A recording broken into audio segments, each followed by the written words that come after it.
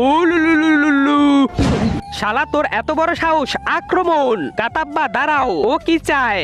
রাজমাতা ও যা চায় সেটা আমি আগের থেকে চাইতেছিলাম, কিন্তু কখনো বলতে পারিনি। আরে বলবা তো ও কি চায়? এই শালা বাহুবলের বদলে আপনার সাথে রাত কাটাতে চায়।